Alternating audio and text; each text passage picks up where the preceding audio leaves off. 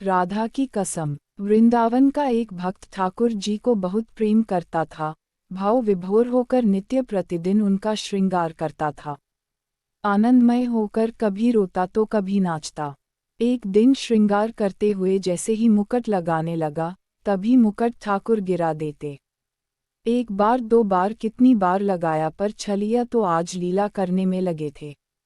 अब भक्त को गुस्सा आ गया, वो ठाकुर से कहने लगा तोह को तेरे बाबा की कसम मुकुट लगाए ले। पर ठाकुर तो ठाकुर है, वो किसी की कसम माने ही नहीं। जब नहीं लगाया तो भक्त बोला तो को तेरी मैया की कसम।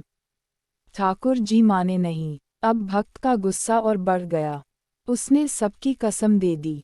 तोहे मेरी कसम, तोरी गायों की कसम, तोरे सखां की कसम, तोरी गोपियों की कसम, तोरे ग्वालों की कसम, सबकी कसम दे दी।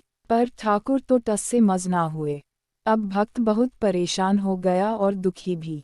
फिर खींच गया और गुस्से में बोला, ए गोपियन के रसिया, ए छलिया, गोपियन के दीवाने, तो को तोरी राधा की कसम है, अब तो मुकुट लगा ले। बस फिर क्या था, ठाकुर जी ने झट से मुकुट धारण कर लिया। अब भक्त भी चिढ़ गया। अपनी कसम दी, गोपियों की, माँ, बाबा, ग्वालन की दी। किसी की नहीं सुनी लेकिन राधा की दी तो मान गए। अगले दिन फिर जब भक्त श्रृंगार करने लगा तो इस बार ठाकुर ने बांसुरी गिरा दी। भक्त हल्के से मुस्कुराया और बोला इस बार तोह को अपनी नहीं मेरी राधा की कसम। तो भी ठाकुर ने झट से बांसुरी लगा ली। अब भक्त आनंद में आकर कर झर झर रोने लगा।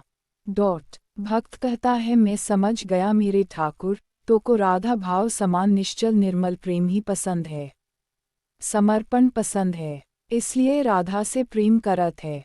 अपने भाव को राधा भाव समान निर्मल बना कर रखे, अपने प्रेम को पूर्ण समर्पण रखे, सरलता में ही प्रभु है।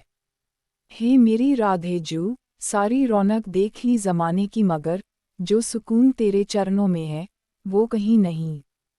जय श्री राधे।